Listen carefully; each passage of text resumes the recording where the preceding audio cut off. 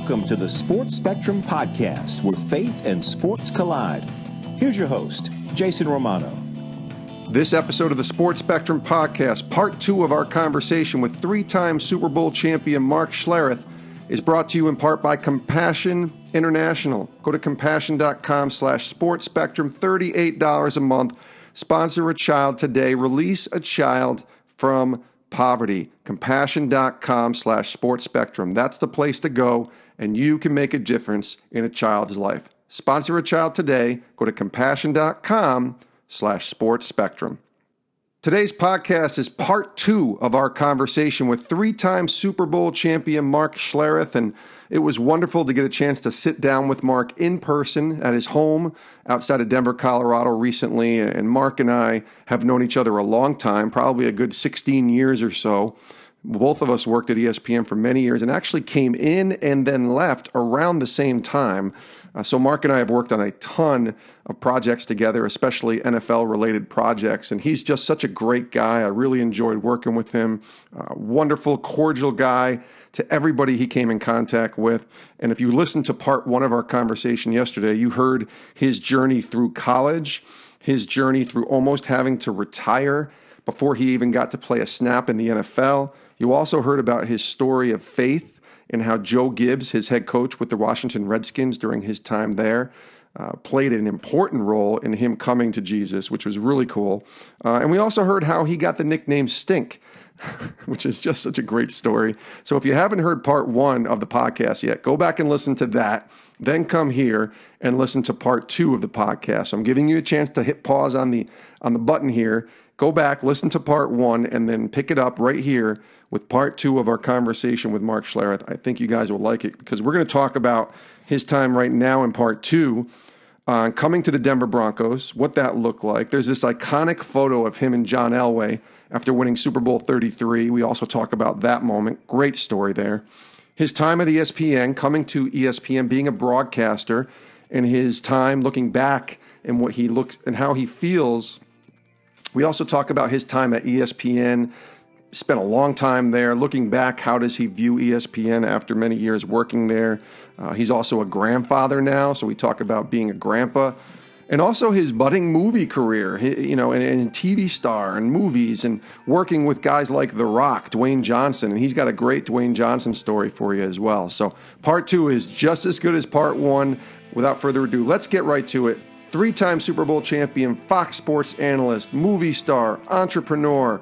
He is Mark Schlereth, joining us for part 2 of our conversation right here on the Sports Spectrum Podcast. Now, obviously, we've been listening on this podcast. You're one of the great storytellers that I've ever heard. You have so many great stories. And you always prided, you had, 27 surgeries during your career? 29. 29 surgeries during your career. That's insane. But you've talked about it, you wavered through it, you always prided yourself on trying to play. Right. Share with us a story of a time, maybe a lot of people don't know a story. I know there's the famous kidney stone story, and we can certainly share that, of a time when you just shouldn't have been playing. I know even the time when you said your legs were numb and your hands were numb and you tried to play.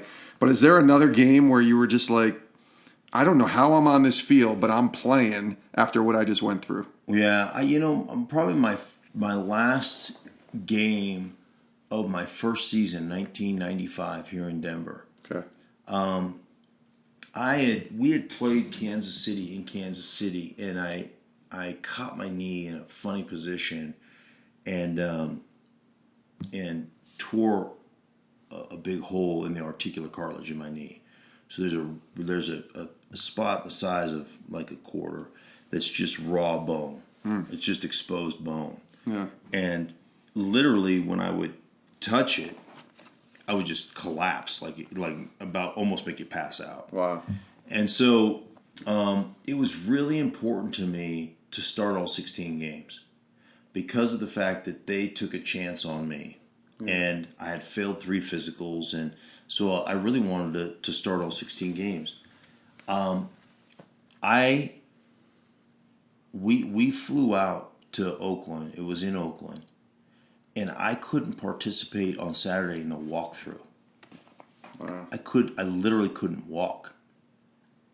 And I was like, Lord, I don't know how I'm going to do this. Like, I don't know how I'm going to make this, but it was important. And they were like, you know what, we'll sit you down. I go, no, I can play.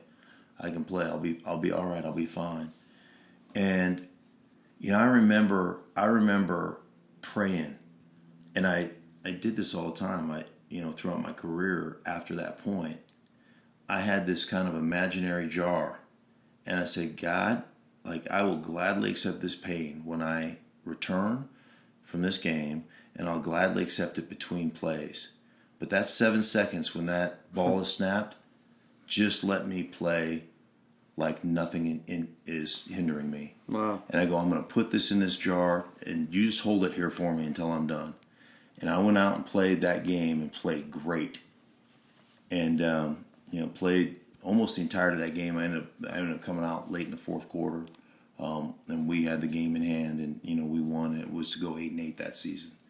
But, like, literally that was God allowing me to play that game, because I couldn't participate in a walkthrough on Saturday. And what about when the game was over? Barely walking? Yeah, I was, you end up rolling on adrenaline through the night, and you're okay. It was the next day. Yeah. But the next day I was in surgery and had a microfracture surgery on that, and, and went through all the rehab and stuff. But yeah, there's a lot of those games that I played that way that, that it probably shouldn't have, but I did. I tore my ACL in college, and I tore it early in the third quarter and played the rest of the game. It's just you prided yourself on doing that. I did. It was just one of those things. Again, like, one of my favorite scriptures is in Philippians, in the second chapter, starting in or second chapter, second verse is always been something that writing the church at Philippi and talking about make my joy complete by being of like mind, united in spirit, united in love, of one spirit, and it goes on to talk about not only make my joy complete by being united in love, but considering one another is more important than ourselves. Yeah. Not only considering our own needs, but the needs of others. Yeah.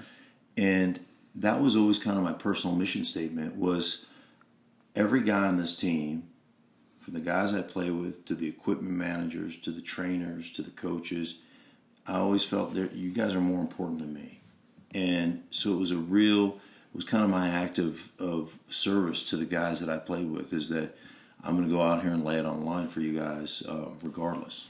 Tell me about faith during your time in Denver, even maybe during your time in Washington. You obviously were influenced by the way Coach Gibbs, shared his priorities. But take me through just being an NFL player and a man of faith, and maybe trying to intersect, which is what this podcast is, the intersection of sports and faith. Right. Intersecting faith with sports, trying to be, the best player that you can be, but also trying to live out your faith, being a believer. What did that look like for you? I was from the time I walked into training camp in Washington, it was modeled for me. And so it was part of the culture of the Washington Redskins. And so it became one of those things that was easy to be a part of, and you wanted to be a part of it. And I had so many close friends that were brothers in Christ, and that we supported one another, and we were, we had our weekly Bible studies, and we were connected together. And so when I came to Denver, none of that was going on. And so one of the first things I did when I got here was I found out who the team chaplain or the team pastor was, and connected with him, and good friend of mine named Bill Rader. And then I said, let's put a Bible study together. So from that point forward, every Monday night for 6 years, we hosted a Bible study at my house, and it was great. We would do, everybody come over. My wife is she's just got such a spirit of service, but her gift is cooking. She is phenomenal. It's a good gift. Right. It's a great gift. Especially when you're an offensive lineman. Yeah, I always say I will trade unskilled labor for skilled. So you cook, I'll do the dishes. Like right. I'll clean up. Yeah. So just make the meal. But she would make these incredible, elaborate meals, and we would get we'd get a ton of guys to come over and eat and be together and fellowship, and then we'd turn on the game. And Monday nights were really that was part of kind of what we did, and it's interesting because you don't ever know. Like every Monday, I would have flyers, and I'd invite everybody, and we had quite a few guys who showed up, and a lot of guys who didn't. Yeah. But you don't ever know the seeds you plant and what God's going to do with those seeds. So Harry Swain is the team chaplain of the Baltimore Ravens. Yeah. Harry Swain was invited every week to my house for Bible study. He never showed up once. I saw him a couple of years ago. He goes, you will never know the impact that had on my life. Wow. Like, I didn't show, but it had an impact. Like, I knew, and when he was ready, because it wasn't judgmental and it wasn't in your face. It was, hey, you don't even have to be part of the Bible study. Just come over and eat. Yep. Show up late.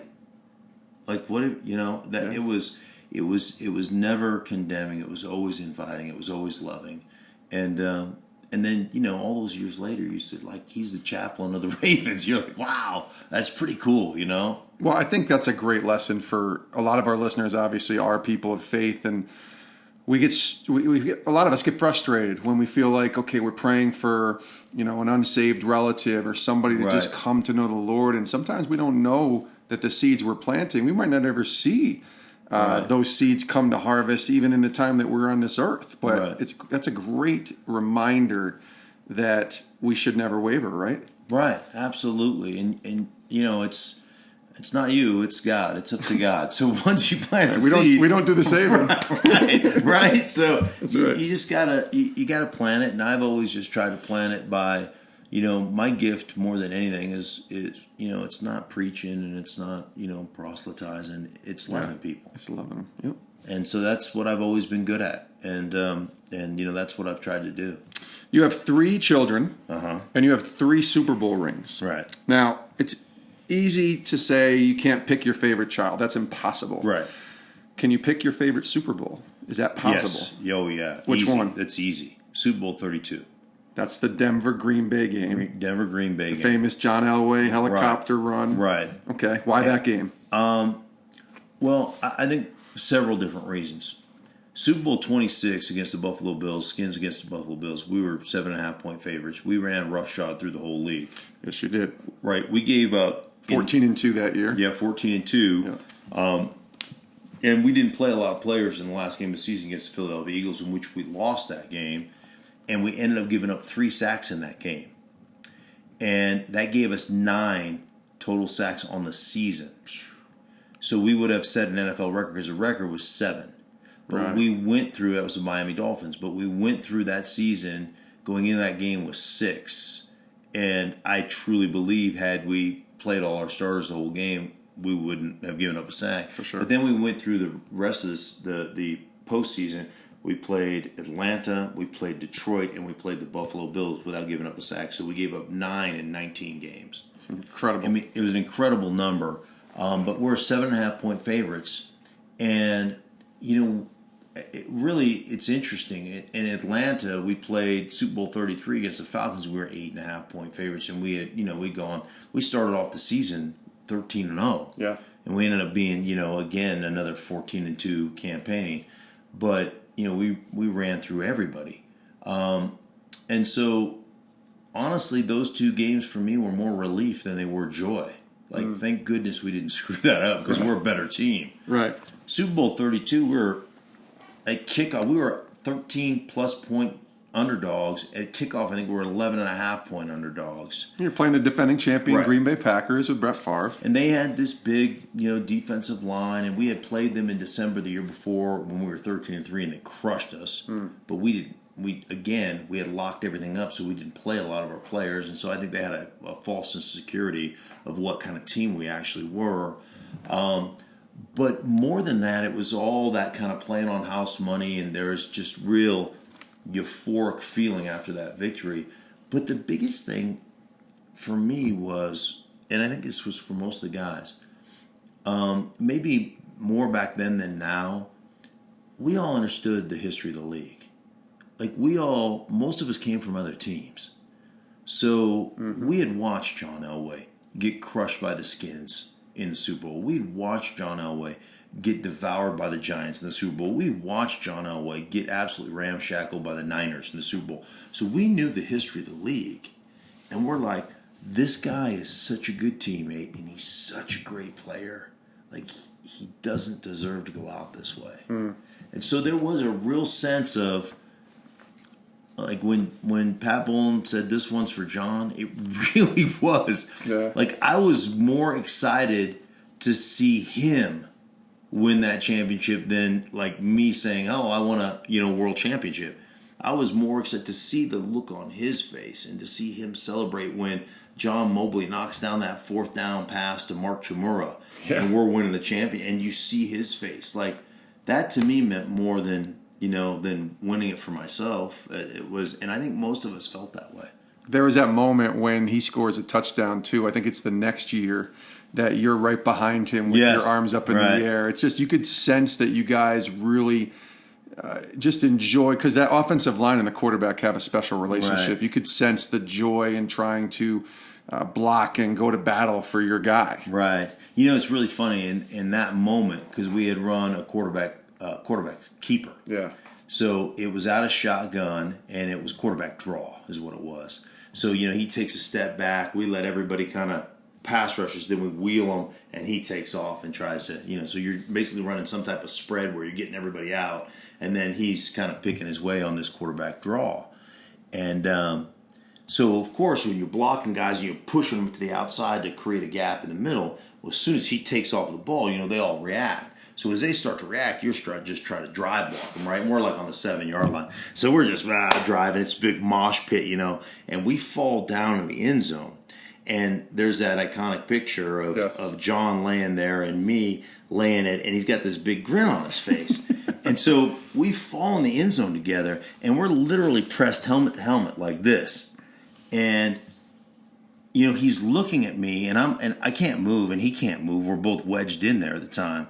And so we're both looking at each other, and there's just this feeling of, we just accomplished it. We just won back-to-back world championships. Like, this game is over. This was the final nail in the coffin. And John was looking at me for something poignant, like something big at that moment.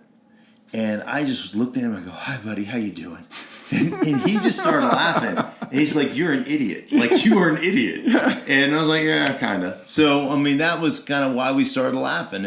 And that's one of the, I get asked a lot of questions, but that picture is brought to me all the time saying, what happened here? Yeah, because you're both smiling. Right. We're talking to Mark Schlereth here on the Sports Spectrum podcast, April 18th, 2001. I looked it up. That's the day you retired and step away from the NFL at the age of 35. How hard was that for you to step away? It was easy. It was easy? Yeah, it was easy. You just knew it was time? Yeah. It's really interesting, and you've had my son on the podcast before. Daniel, yeah. And, we've had this conversation several different times because baseball has tried to kick him out. That's true. He's as stubborn as I am, maybe more. So he won't quit. But there's been several different times when he's been like, I think it's time. And I've said, no, it's not time. Like, you're a better pitcher than you've ever been before. And you need to stick this out. And my reasoning behind that was there's a couple different reasons, but I think the journey and the process is important. And I never want him to sit down on his couch at 40, 45 going, I had something left and I let them run me out. And so I said, not that my career was the greatest career ever, but I said, the one thing that I sleep well at night with is that I don't have one regret. I don't ever look back on my career and say, boy, I wish I'd have studied harder, or I wish I'd have just given a little bit more effort, or I wish I wouldn't have skipped those lifting days, or I wish I'd have, just watched more film. I was like, I got everything. I may have gotten more out of my body than any player that's ever played the game. So I can be done with it and go, okay, what's next? Yeah. What's my next adventure? And it was really interesting because that season, the 2000 season, I'd hurt my knee the first day of camp, had surgery on my knee, came back, played in the last preseason game, played the Niners and played really well. Then we went in, we opened the season in St. Louis against the Rams. Greatest show on turf. Right. And we had, it was a shootout. It was like a 41-38. It was something crazy like that. But the very last drive of the game, we get the ball. We're down in our own end zone. And I plant my foot in the turf and I, bam, hit that raw spot in my knee again. And it's excruciating. I finished the game. And I'm surprised the next day my knee doesn't really swell up. I was like, oh, I'm all right. So we do my lift and do everything. Wednesday, I get in my stance and I hit that raw spot, and it's just like, oh. I'm like, oh, this is not good. But Thursday, it's a little bit better. Friday, I'm okay. Saturday, I'm okay. Sunday, I play great. So for 3 straight weeks, that's kind of how my season went. And it was, a little bit more sore on Wednesday, and it was a little better on Thursday, Friday. But I was playing as well as I've ever played. This is year 12, and I'm like, I'm going to sign another 3-year deal. I'm playing great. Why wouldn't I, right? Sure. And then all of a sudden, it just went downhill. And my knee was so bad. And I'll never forget, I'm watching film of practice, and I'm struggling, like my knee's struggling. And we're watching film, and it's kind of a gray, like snowy day. And it's probably like an early, like October-ish or late October, but it's like a bad, it's one of those Denver days that blows in. Usually it's 8 degrees and it's, cloudy and overcast rain and kind of wet snow, right? Yeah. And I'm having a tough time watching the film. And I'm watching the left guard, and I'm like thinking to myself, oh my God, who is that? That guy's awful. And I thought it was one of our practice squad guys taking some reps. And then I zoom in, because I used to wear glasses, I couldn't see, and I'm like zooming in, and I'm wearing my glasses, I'm like, oh, that's me. And it really dawned on me as I was struggling trying to get through this season, and I had another surgery, and I kept having cortisone injections, I was doing everything I could to be out there. And it just got worse and worse and worse and worse. And it dawned on me that I was like, this is the first time I always said, when I was more of a hindrance than a help, it was time to go. Yeah. And I was like, I'm more of a hindrance to this team than I'm a help. And they're letting me, because of my history, continue to try to figure it out. And at that point, I pulled Mike. It was November. I pulled Mike aside and said, please don't announce it, but put me on IR. I'm done. I'm no longer a help to this team. Wow. And so, yeah, and at that point, I was like, all right, it's time to start the next chapter. And the next chapter was ESPN, 17 years or so there, almost 16 years. And right. Many people knew you there, obviously, as a broadcaster. So I wonder for you, listen, we could all pick apart things that we didn't like or did like about our jobs, but how do you look back at your time at ESPN? You have fond memories, I would assume. Yeah. But what do you think of when you look back at your time? That's a long time to be at a place, 16 years. It was a phenomenal run, and I loved it. And I loved it like being a player. Like, it was, for me, it was a lot, that camaraderie, getting together, talking about football, trying to explain the game, studying the game, talking to coaches, talking to players, watching film, and trying to find something unique to bring to television that nobody else was bringing to television. I just found it stimulating. It was fun, right? It was a blast, and had such good friends, from Wingo to Teddy Bruschi to Herm Edwards to Mike, and it was a great run. 16 years, it was just an absolute blessing to be a part of, and to be able to be kind of one of the mainstays of NFL Live for 16 years. It's it was a like I said, it was a great run. I just have nothing but fond memories of the people that I worked with and the guys that that I did the shows with. And then acting somehow comes into the picture for Right. the game. Then Rock Hoover, Guiding Light, acting comes around. You have a small part there. Then you're in Red Dawn. You mentioned that earlier in the podcast, and have worked with The Rock on HBO's Ballers. Mm-hmm. Where does this acting thing come into play? How does that even happen? People, it really initially happened from the Guiding Light, and I thought I was being punked. So I got an email, and I was actually in the newsroom at ESPN, the old newsroom. Oh, I remember it. Yeah, and so I'm reading this email, and I'm like, come on. I think Wingo or somebody sent me. I'm like looking around, like I don't even. So I closed down the email. I'm not even gonna act like I read it, right? And so the email was from a guy by the name of Rob DeCina, who was the casting director of The Guiding Light, and just said, hey man, I'm a big sports fan, but I love you. I love your television presence. And he goes, you have this is embarrassing. He goes, you have a soap opera look. And he goes, I'd love for you to be on my show.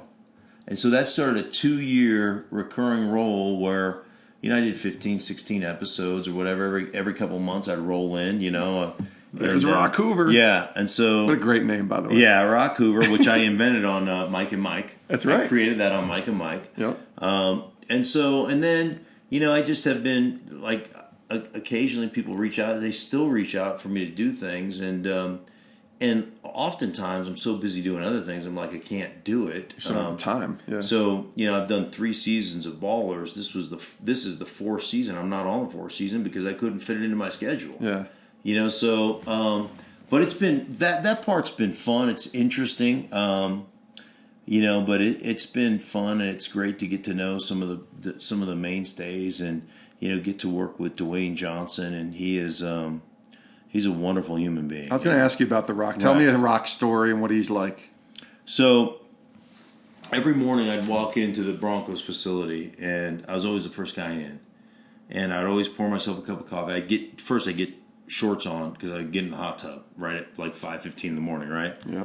And the first thing I would do, I'd get my shorts on, then I'd walk in, I'd pour myself a cup of coffee, and I'd have a cup of coffee with Greek, our esteemed athletic trainer, Steve Antonopoulos. And every morning while I was pouring my coffee, there's a plaque. It's an anonymous quote that hangs in the Broncos training room. And it says, you can easily judge the character of a man by how he treats those who can do nothing for him. And I'm like, I aspire to be that every day. And even though I have it memorized, I read it every day. It was just something cool. Like I'd walk in, I'd read it. I'd read it out loud as I was pouring my coffee. And I'm on the set of Ballers, and Dwayne couldn't be more gracious to me. And then you just kind of sit back and you watch how he treats others. And he's gracious to everybody. And he knows all the cameramen's names, and he knows everybody on the set. So we're doing this scene where we run this kid on a 40 on the beach. And after he runs the beach 40, he gets really excited because he posts a really good time. And he runs, he does a backflip off this, he does a front flip off this boat. And then he runs up this palm tree and does a backflip off of it. And so obviously the actor can't do that. And there's this kid that's a gymnast. He's warming up, and we're just watching him. Like me and the other actors are standing around just watching him. And it's like fascinating to watch this kid doing flips all over the place and warming up. And here comes Dwayne Johnson, bebopping down the trail. He just came back from his state because we're going to shoot this. Yeah. And he's watching this kid. He watches him for 2 seconds. So he goes, my God, what's your name? He goes, I'm Dwayne Johnson. How are you? And the kid's like, yeah, I know who you are, right? He's like, well, what's your name? And so the kid tells him his name. He's like, how'd you get into this, man? How do you come to be here today? Wow. He's like completely engaged with this kid. And so this kid was a gymnast, and now I'm listening in. I'm like, well, yeah, I didn't introduce myself, right? Mm-hmm. And he's like, he spends like 10 minutes talking to this kid, getting his kind of life story. Gymnast, went to college, got injured, ended up quitting, had to quit gymnastics. Now he's, a stunt man. He does this stuff kind of, he had his whole lowdown. He goes, really cool what you're doing, man. Thanks for being here, And I'm like, dude, that's awesome. That's like cool. That kid, for the rest of his life, will go, let me tell you about the encounter I had with Dwayne Johnson. And it's not fabricated. It's just who he is. That's cool. it's really been a cool thing for me to witness. You have so much going on, or you have, obviously working as a broadcaster. You host the morning show here in Denver now, 104.3, The Fan, right? Stinking Good Chili still going strong, Yes, right? yes. The clubhouse gear, Right. all of that. So you have a lot going on.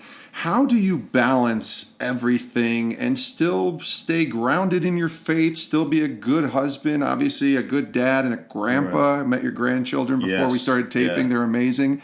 How do you balance all that and still stay grounded in your faith? Thank God, right? Right. Yeah, amen. I'm grateful. I'm just grateful. And I try to, every day, I just try to be grateful. And I mean that. Like I am, I don't deserve it. And I'm cognizant of the things that I screw up on. Yeah. But I just have a grateful heart, and I have a humble heart, and I wake up and I try to, I heard something. Gosh, I don't even know where I heard it, but it was a Jerry Seinfeld story, and when he was breaking into comedy.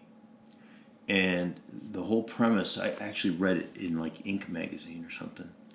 And the whole premise when he started off was, I'm gonna do this thing. I'm gonna call it "Don't Break the Chain." And so for 365 days, he wrote a joke every day for a straight calendar year. And the big thing was, don't break the chain. Write the joke. Sometimes he could write it in 2 minutes. Sometimes it'd take him 4 hours. But every day he was going to write a joke. Wow. And I read it and I was like, that is really cool. So it's on the top of my day planner. Every page says, don't break the chain. And so What's your chain? My chain is every day I do a devotional. And then every day I pray, and I just try to be cognizant of how blessed I am and how grateful I am to have. It's not without issues. God never promised it was going to be smooth, right? Ain't that the truth, my friend? Amen. That's right. But, you can choose to focus on the things that aren't going right, or you can choose to focus on the things that are. And I just choose to focus on the great stuff. Understand that bad things are going to happen to even good people. And it's part of the growth process, and even during the midst of those bad things, to still be grateful. I did my first year broadcasting with Dick Stockton, legend Dick Stockton. The legend, yeah. Love Dick Stockton. And he asked me, he's like, how are you so positive? Like, we hadn't known each other for, a couple of days. Yeah. It's because I'm grateful. And it's so interesting because I made him get up with me every Sunday morning and have breakfast. Wow. And 51 years of broadcast, he'd never gotten up to have breakfast with his partner. And I made him get up with me and prayed for our day. Prayed for our broadcast, prayed for our day together, that we'd just be connected. That's cool. And, and like, it's funny because I called my wife after the first week, and I was like, my best friend in the world right now is 75. And he's just he's a wonderful man. Yeah, that's great. And just to have that ability, like for me, to connect with Dick Stockton, and like there is no ego here. Teach me, like help me. He's just a phenomenal mentor and a wonderful man, a wonderful friend. And I'm going to get to work with him again this year, and I'm blessed to be able to do it. That's awesome. We're going to wrap it up here. 2 more questions. First, I have in my hand, the podcast listeners can't see this. This is the September 1998 Sports Spectrum with a Mark Schlereth, Tony Jones dual cover here called Bronco Diehards. I guess I'll just ask you simply, what comes to mind when, and I see all the taped knee and all this stuff. the knee braces. What comes to mind when you see this picture and you think about these times in 1998? This is before you won the Super Bowl, the second Super Bowl, right? With Tony Jones in that time. It just was. For me, being here with Tony, who is, a brother in Christ and just a wonderful human being, and a great teammate, and we, played side by side for several years. But it's connectivity. And one of the things that I loved about playing offensive line is you could learn a lot. This country could learn a lot from a group like this. Because it's 5 guys from 5 different parts of the country, 5 different backgrounds, 5 different economic upbringings. Yeah. That for us to be good, we have to forget about our own individual wants and desires and put the group in front of us, or in front of our own individualism. And, you can take all these 5 guys from 5 different parts of the country and you can come together and be kind of one breathing, living organism that's completely reliant on one another to do our job.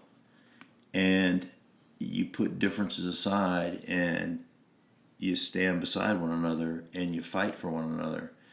And I will tell you, one of the most beautiful things in the world is to be in an offensive line meeting room Monday after a game. Because our coach could be dog cussing me for giving up a sack.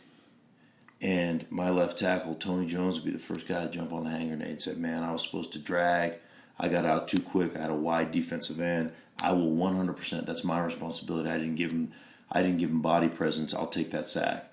And my center, Tommy Nail, would be like, baloney if you think I'm taking that sack. I got hung up on the nose. I was supposed to get over there. Meanwhile, I'm fighting. I'm fighting to take responsibility for a bad play. And we're all fighting to do that. And you have got to be so connected. I walk down the streets of LA or I walk down the streets of New York when I'm working at Fox. Yeah. And we as a society are so caught up in a 4-inch iridescent screen that we can't even connect with one another. We can't even say good morning or hello. And we are so caught up in ourselves that we can't even see anybody in need. We can't hold the door open for a mother struggling with a carriage and a baby. It just baffles me. Yeah. That's how disconnected we are as people. And so for me, when I think of playing offensive line, I think about playing next to a guy like Tony, I just think about the sacrifices that we're willing to make for one another so that we can have success as a unit. This has been really great, Mark. Thank you. You've been so generous with your time. Let's close it with this. We ask this question to all of our guests on the podcast.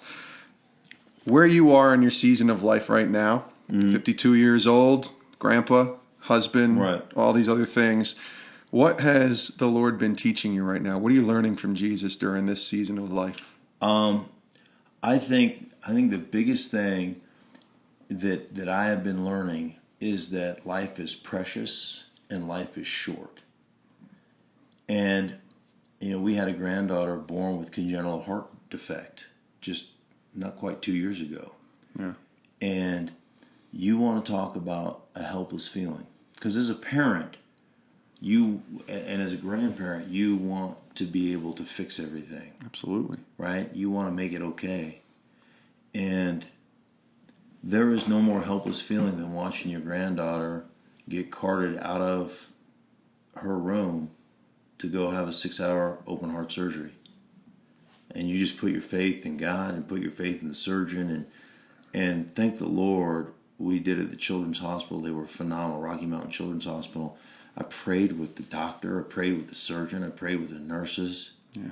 And then you just say, God, It's truly out of your hands at that right. point. It's in the Lord's hands. And so, anyhow, to just embrace life and to understand what a gift it is and to just enjoy it. Like, we are having so much fun with our granddaughters. I joke around with my kids all the time. It's the reason that grandparents and grandkids get along so well is because they have a common enemy, the parent. And I tell my kids all the time, I don't even like you guys anymore. I'm so in love with my granddaughters. And but it is, to me, life is so precious, and just to take the time to be connected, Yeah. is is just so important. This has been amazing. Thank you. Yeah. I really appreciate it. My pleasure. It's awesome to see you again, my friend. Likewise. And I always appreciate our conversations at ESPN, and I'm grateful that you were able to take the time to do this. Thank you so much, Mark Schlereth. My pleasure.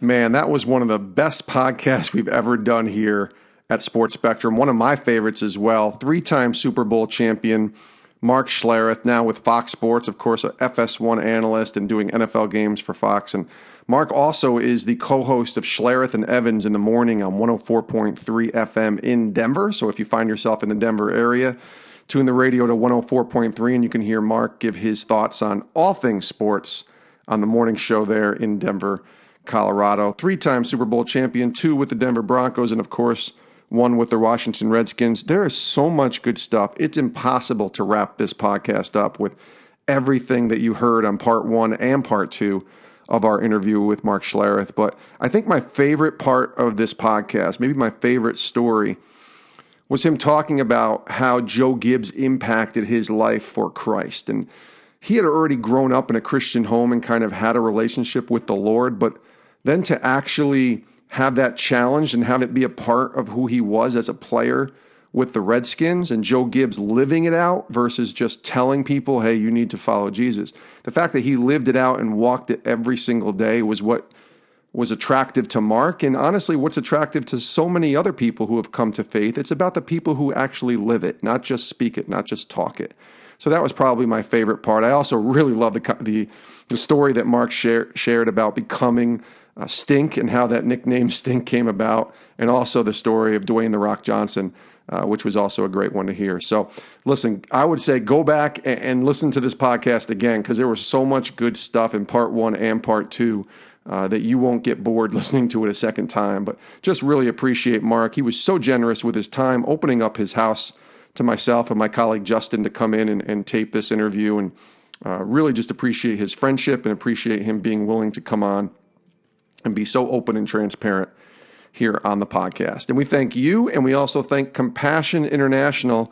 Go to compassion.com/sportspectrum, $38 a month. You can sponsor a child today and release a child from poverty. Go to compassion.com/sportspectrum, sponsor a child today.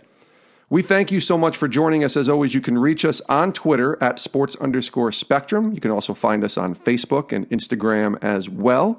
Leave a comment, maybe send a post or a tweet of some sort, letting people know about this podcast. You can copy the link right from sportspectrum.com, or you can screenshot it from your iTunes app or from Spotify or Google Play or however you listen to podcasts.